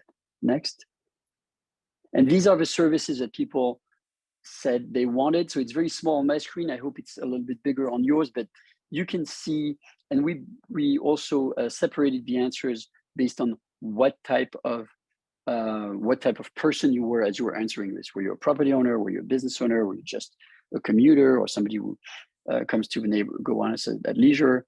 But you can see that there's a fair amount of consistency in the answers, with flood and storm management, planting of trees, and safe access for pedestrians being clear priorities for the neighborhood. And next. So we garnered all this information and we summarized it in a sense in what the services of the future bid are likely to be, such as service to the waterfront public access areas, work in parks and public spaces, work on the flood mitigation through varieties of methods, etc., etc. And that's going to be the work that the organization will do going forward once it's established. And next. And here's the boundary. So this is a little bit complicated, but to make sense of this in simple terms, the green areas really highlight the new public realm that's being created here. The properties that are appearing in red are what we define as the core area of a future bid, sort of a must-have elements of the neighborhood that we really don't want to go forward without. And then everything that's in the orange are sort of areas that would be very helpful to include, but are not strictly necessary to the creation of a bid where there's a little bit more flexibility. It's really centered around both the canal and the development sites of the neighborhood, because that's the type of properties that are likely to be supportive of paying the assessment to pay for the services, which is not going to be negligible. And it, as if it moves forward in its extended form, it would become one of the largest BIDs in Brooklyn as it happens. And next. So I don't know if you want to pick back up here, Diana. Yes, thank you, Jerome. And I just want to again say thank you to both Jerome and Sarah, who have done incredible work and are continuing to do incredible work on the bid formation effort, and have become like our Excel czars as they're managing this database that we're working on to really think about what's possible for the future of the neighborhood. So looking ahead to next year, we are, for capital projects, really focused on SOLAT advocacy, and the next public meeting is scheduled to be early 2023. Once we have a date for that from DEP, we will definitely let our network know. We're going to continue all of the work on waterfront design advocacy to individual properties. And as part of that, we're going to explore permitting and funding for in-water and bulkhead installations, including floating gardens, which some property owners have expressed interest in helping us work through. For the Gowanus Improvement District, we will be finalizing the development of the draft district plan and then continuing to iterate, and then beginning to hold public meetings in the spring and doing a lot of individual outreach to property owners towards getting a yes vote from the majority of them in the boundary. And lastly, just wanted to mention something we didn't really have time to go into depth on tonight, which is the U.S. Army Corps of Engineers Harbor and Tributaries Focus Area Study, which is colloquially known as the HAT study. This is looking at the potential to install storm surge barriers around the city, including at the mouth of the canal and a number of other major flood infrastructures. So definitely encourage you all to check out that plan. I think we can put a link in the chat. And if you're able, attend the next public meeting scheduled for December 15th. There is a comment period. Currently, they're due January 6th, but there have been lots of requests for extension. So we're hopeful that we will get that and have some more time to submit comments. So with that, I think we would love, oh yes, we want to thank our funders and partners, the ones who really help us make this work happen. So New York Community Trust, the New York City Green Relief and Recovery Fund, that has really allowed us to do a lot more on the ground maintenance work, and the City Parks Foundation. And then the whole alphabet soup of amazing city agencies who have supported everything that we do. And you know, of course, it's a tug and pull, and we're always advocating to them, but we've been really happy with how they've helped us navigate these processes and getting the community's voice heard as they navigate them themselves. So thanks to them all. And now we would love to open it up to conversation and questions. Andrea is here to help moderate as there are questions. So feel free to raise your hand if you want to say anything or put questions in the chat. So great question. What do you think of the services? It's really the thing. I think the interesting thing about this is that it can be whatever the neighborhood needs. You know, so a business improvement district generally often provides business services. They often provide sanitation. They often, many of them do public space maintenance work, but not a lot of them do, you know, flood management advocacy. But that might be something that this particular neighborhood really needs. So it's really, I think, thinking more about what are the services that are needed in this neighborhood.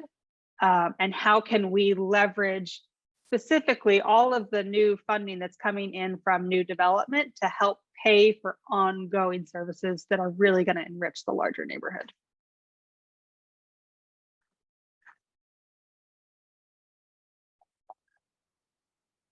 Okay, so I see a couple priorities for keeping the lowlands nursery going, public green space, storm surge preparedness. This is awesome.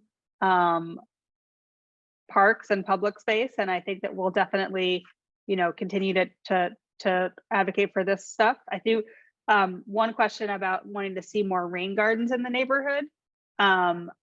Certainly, actually, one of the areas that we're trying to advocate on now is where new developers are installing street trees, making those street trees installed with green infrastructure overlays. So they could have suspended pavement or inlets, which are a little bit sort of easier to permit and to build than the straight up rain garden.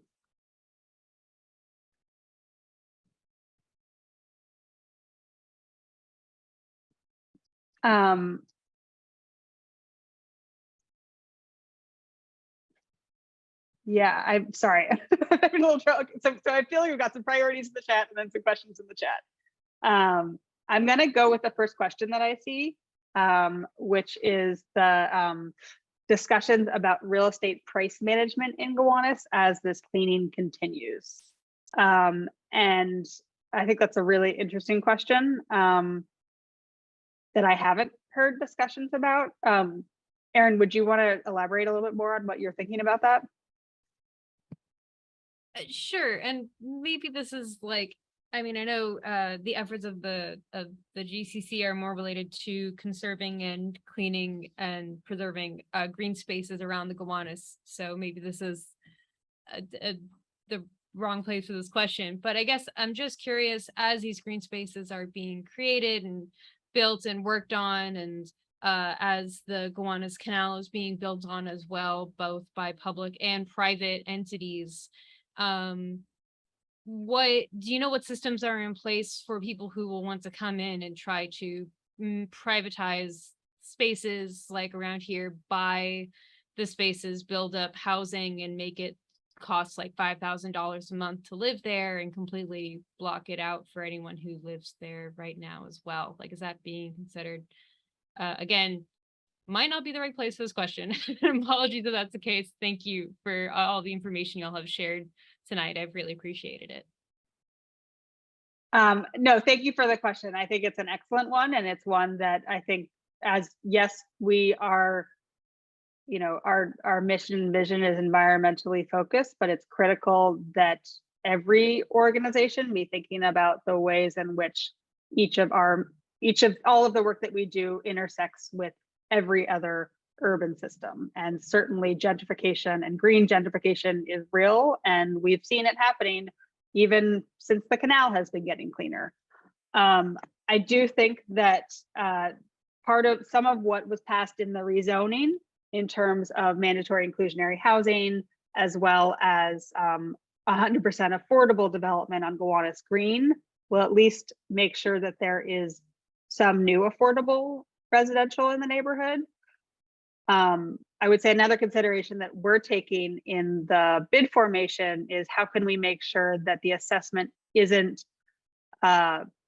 doesn't weigh too heavily on existing buildings and homeowners, specifically, you know, the artists and longtime homeowners that have been here for years, and how to really make sure that it's leveraging new development.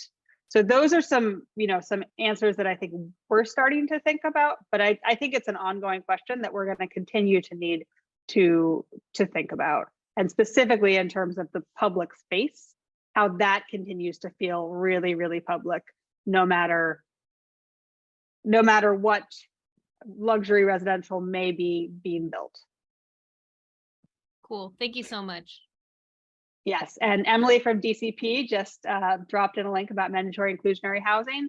And essentially, I think a key thing about the rezoning also is that rezonings have happened with mandatory inclusionary housing across the city. This is the first one that's, because it's in a wealthier neighborhood, it's actually going to make apartments that are more affordable for people who currently can't live in the neighborhood. So it is literally going to make this neighborhood more affordable.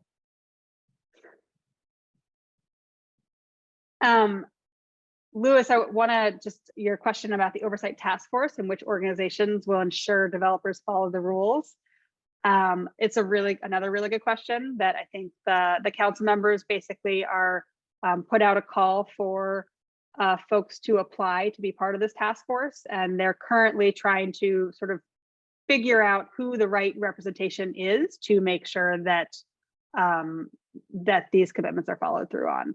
And I think there's going to be a lot of trial and error. I think this is something that we all need to, keep faith in. And I think that so the meetings will be totally open to the public, and folks will be able to be involved in the process.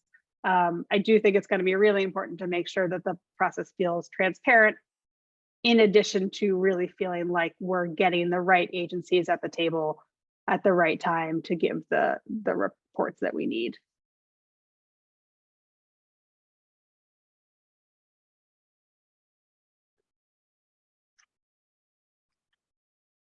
It looks like there was a question about sanitation that maybe Jerome or Sarah could answer.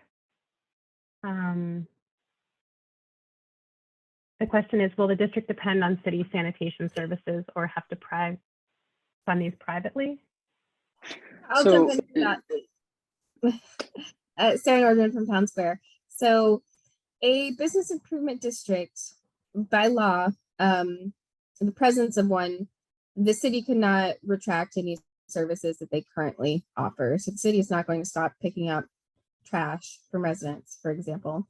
However, there's no place in the city where the city Department of Sanitation picks up litter off the sidewalks. So this is an area that bids commonly supplement city activities.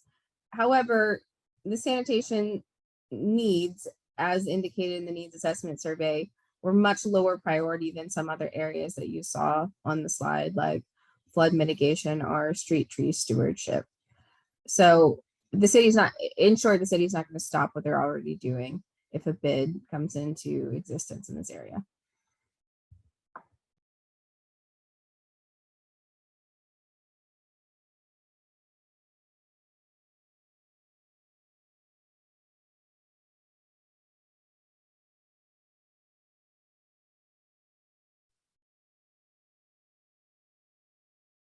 Andrea? Yeah, I see another, I think, question in the chat or desire in the chat, the possibility of demapping Nevin Street between Douglas and DeGraw. And this is something that Friends of Thomas Green Park have been advocating for years. I actually think that one way to think about this, and one way that we might want to start putting this forward, is thinking about an open street pilot there. That is an area that I think the bid could really help with in terms of, managing the barricades and making sure that it's programmed and cared for. Because I do think that, I think the city is not yet convinced that there won't be traffic implications from closing that part of the street, but testing it would be a really good move.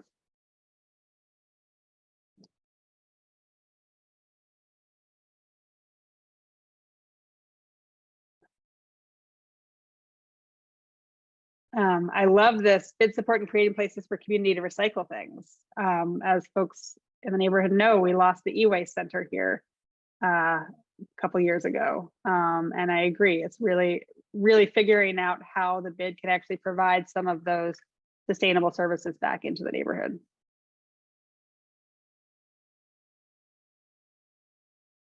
Are there other questions, thoughts? Looks like there was a question from Virginia about advocating for more rain gardens. Would love to see more rain gardens in the neighborhood. How can we advocate for that?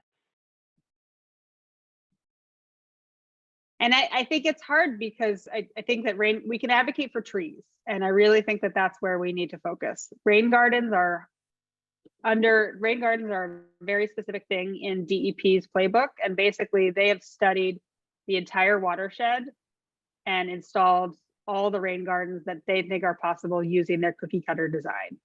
I think we all agree that there could be variations on DEP's cookie cutter, but I think where there's more opportunity is actually advocating for the Parks Department to plant trees in better ways. Trees that have more soil, that can actually manage more stormwater, trees with suspended pavement. And I think that's another thing that the bid can really start thinking about, how to manage. And Jerome, I don't know if you want to talk about Hudson Square at all and sort of what they've been able to do there. Actually, Sarah would be a better one for that. But I'll tell you that on 34th Street, which is, you know, a massive retail street in the heart of Manhattan, we planted, the 34th Street Partnership planted 200 trees with oversized tree pits. And so there's a long legacy of BIDs in the city taking the lead in reforesting, if you wish, the urban environment in a way that goes beyond the bare minimum requirements of parks. I'll say briefly that the Hudson Square bid in Manhattan in the Hudson Square area of Manhattan did an entire streetscape redesign where they published a standard for the streetscape in their neighborhood that involves permeable pavers around oversized tree pits. And those permeable pavers redirect the rainwater back into the soil rather than going into the stormwater sewer shed system. You can also see something similar on Fulton Street in downtown Brooklyn. I would also love to get a sense of who's in the room in terms of who lives in the district, who's or who works in the district, who would be part of this district here. And if folks are, could they put their, are you a resident, a homeowner, a business owner? And while you do that, to answer Mary's question, that's the bid would maintain all that. That's what the bid does. The bids are, they're fundamentally maintenance organizations that do the things that our cities have sort of evolved away from. Whereas the city might be good at capital programs and building things, the bids really shine at the everyday, unglamorous maintenance that keeps things going and then allows neighborhood to thrive and to build other things and to keep improving themselves.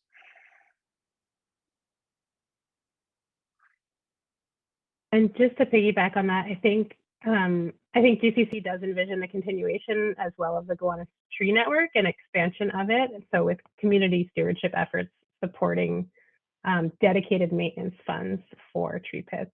So I think it's that combination also.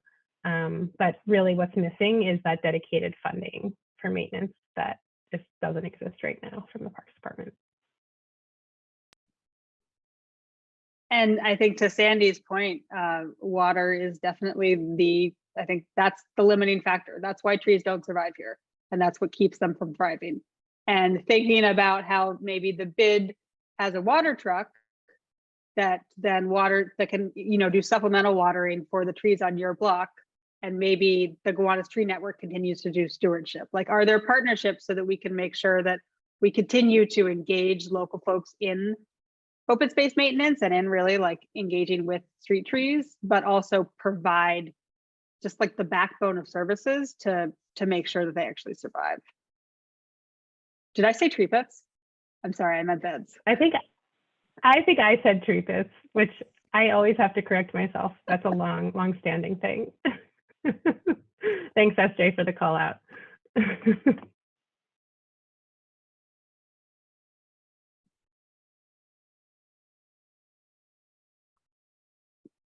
Oh, Layla has a great question here. Why does the bid boundary not include streets south of the salt lot on the east bank? Oh, it's Bahijah's question. So it's a question that I think, and I actually think it also extends to Jenny's comment in the chat as well. I think what we're trying to do here is make new developers pay for services that are needed in the neighborhood. Like, that's really at the base of it what is happening here. And the new development is happening north of the IBZ. That doesn't mean that those services aren't also needed in the south part of the neighborhood. And I think that as we move forward, we got a ton of responses on the needs assessment survey about needs in the south part of the neighborhood. As we move forward, it's going to be really critical for us to continue hearing that and to think about how GCC can help fill that gap as well, if the bid is able to leverage services for certain parts of the neighborhood, can GCC then make sure that we're continuing to offer the services in the other? Things like that. I do think that I don't know if that totally answers your question. I think it's a challenging one that we've been struggling with. But at this point, we don't necessarily want to put more of a burden on owners that have manufacturing space or have artist studios, because those uses are really threatened.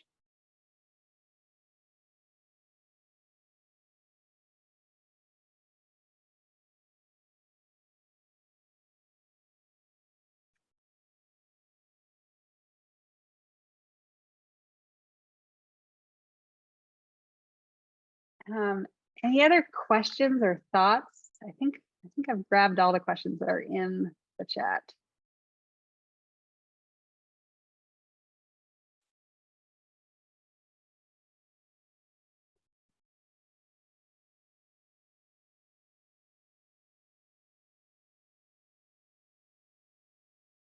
Well, I think we don't need to.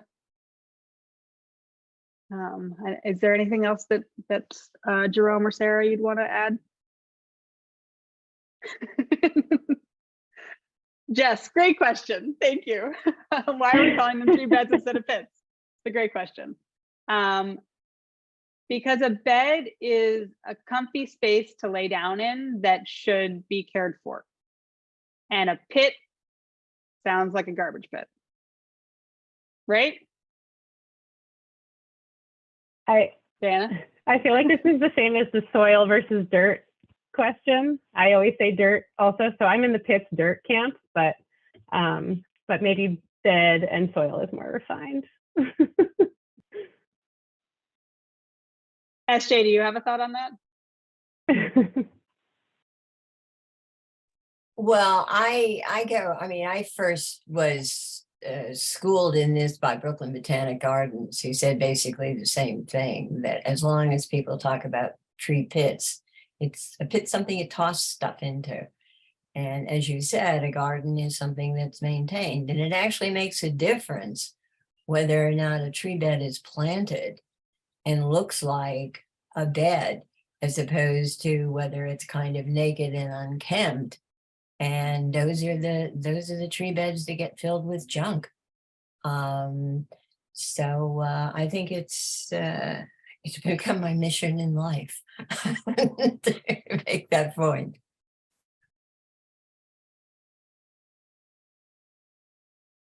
And I would say that, I mean, the fact that we have someone whose mission in life is to make the point about tree beds in our neighborhood is why all of this is possible, right?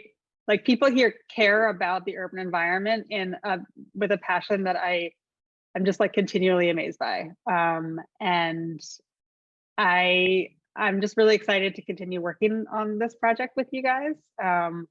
Again, we'll put the link to the survey in the chat again. If you haven't taken it, please do. But also, please take part in the public meetings that are coming up this spring. If you have more questions about the process or want to get more involved, please reach out to me or Diana. We're happy to. We really want to make sure that everyone really gets their questions answered and feels clear about what this process can be, and feels like they're really represented and part of the plan. Welcome back, everyone. I hope everyone enjoyed. I hope everyone enjoyed the breakout rooms, and really, happy to continue sharing this work with you. I know Zoom is what it is. This is where we are. I do hope that we, can look at having this back in person again soon. But it's been really wonderful to have you all here tonight. So you may be wondering what you can do to support or continue to support this work. I think number one, you could become a steward and become an advocate. Volunteer with us. So our stewardship events are going to start up again in the spring. Emily's going to put the link in the chat for the volunteer opportunities. Please, come out and get your hands dirty and help with this work. There's also a lot of advocacy ahead with the bid formation. So as we discussed, there's going to be a big public outreach piece coming in the spring, but before that, please fill out the needs assessment survey. This is really the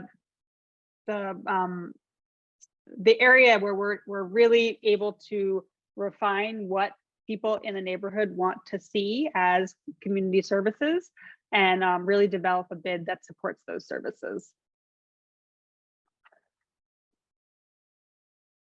And the hanging out with Bella and Atticus will be at the stewardship, not the needs assessment survey. Also, please donate or become a member. We really can't say it enough. Our work is only possible because of generous donors and an incredible network of funders. I really appreciate all of what you contribute to this work. You can make an end of year gift. You can become a member today. Members do receive discounts on plants in the nursery, and are really critical sustainers of our programs and neighborhood advocacy. And then finally, we have begun planning for our spring event this year, and we're so excited about seeing you all in person finally at an incredible party.